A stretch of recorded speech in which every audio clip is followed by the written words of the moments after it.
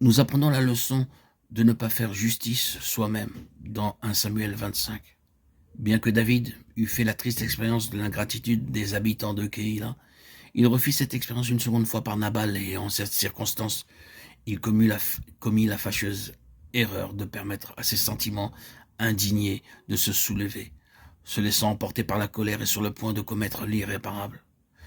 Ce récit nous rapporte que David et ses gens n'avaient causé aucun outrage aux bergers de Nabal et ne leur avaient rien enlevé pendant tout le temps qu'ils avaient été à Carmel. Et David espérait recevoir en retour de la part de Nabal quelque nourriture en bétail ou autre vivre. Le renvoi des serviteurs de David accompagné de la réflexion de Nabal l'amena à la décision de sa perte et celle de sa maison. Mais la sagesse d'Abigaïl fut le moyen utilisé par Dieu pour que cette décision n'aboutisse. La situation en elle-même revêtait, il est vrai, un caractère injuste de la part de Nabal. Cependant, bien qu'il en fût ainsi, il est important pour notre instruction d'en tirer l'enseignement.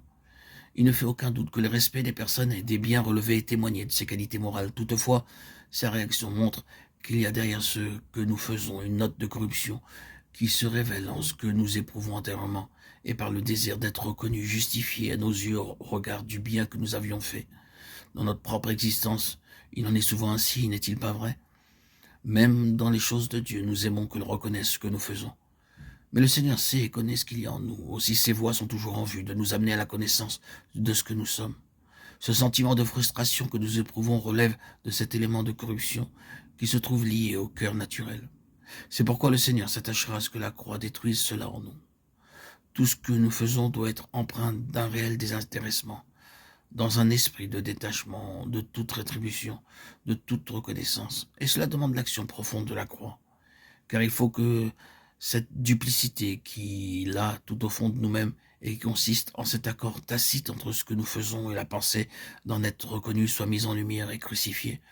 Paul dit dans sa lettre aux Colossiens, « Tout ce que vous faites, faites-le de bon cœur, comme pour le Seigneur, et non pour les hommes. » Colossiens 3, 24.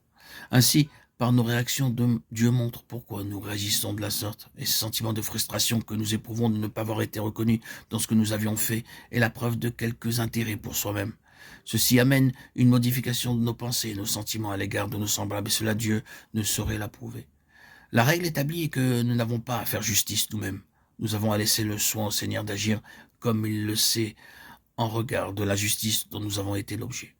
Dieu permet de telles situations dans le but de nous apprendre à tout supporter par amour pour lui. Laissons-lui le soin quant au choix du règlement. Lui seul fait justice pour nous, et ce n'est pas à nous de la faire.